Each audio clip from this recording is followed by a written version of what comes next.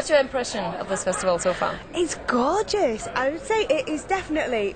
Everyone said to me, first thing they said, playing Skanderborg, yes, most beautiful festival in Europe, and it is true. You know, it's beautiful scenery, and you know, it's all clean and lovely, and it's very nice. You seemed very happy up there. Yeah, it was good. Yeah. I enjoyed myself tonight. Good. But I love being on stage, and I'm having such a great time. You know, it's so exciting now with my second album out, and we've got so many new songs to play, so it's cool.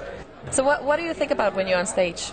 Lots of different things. A lot of the time I'm freaking out about, you know, whether I'm singing in tune, and just sometimes I even forget the words. I find if I concentrate too much, I forget the words. Yeah, but most of the time you're kind of looking out and making sure everyone's having a good time, and you're not leaving anybody out, you know, in the audience.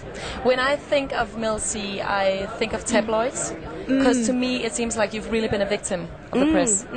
Well, you know, I think the thing is, when you live in the UK and you're in the public eye, whether it be in music or television or, you know, whatever, you are a victim, and they can be very, very cruel, but you know what, it happens to everybody in England, and I think... But they have been quite cruel to you, haven't they? They've been very...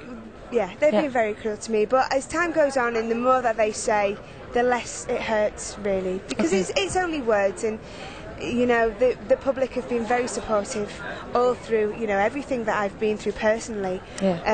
So really, you know, that makes me feel good, and that gives me strength really to kind of ignore the tabloids. So what's your relationship to the press today? To the press? Yeah. Well, you know, really, I only do press that I think's good, and people that haven't been horrible to me. I do avoid doing the tabloids in the UK, because it is the worst place in the world for them. But you know, sometimes they're nice to me, sometimes they're horrible to me, and also you have a lot of rivalry with newspapers as well. So you'll have one newspaper that says you're great, and the other one, just because that one says you're great, will say you're awful. So you just have to ignore it all and just carry on, and it's the fans that matter. And I'm not desperate. I'm not desperate to be in newspapers. I think my music speaks for itself. You know, I'm able to play fantastic gigs. You know, like today, this is a wonderful festival to play, and I don't need my picture in the paper every day to play things like this. You know what I mean? So that's what's important. But it's not a secret that you've been through some hard times. What's it like to be Melanie C today? Okay, it's great actually. You know, even though when things are really hard for me personally, you know, and I know that's a lot of people watching who, you know, could have suffered with some of the things I've suffered with. It's very, very common, you know, to have depression, to suffer with eating disorders.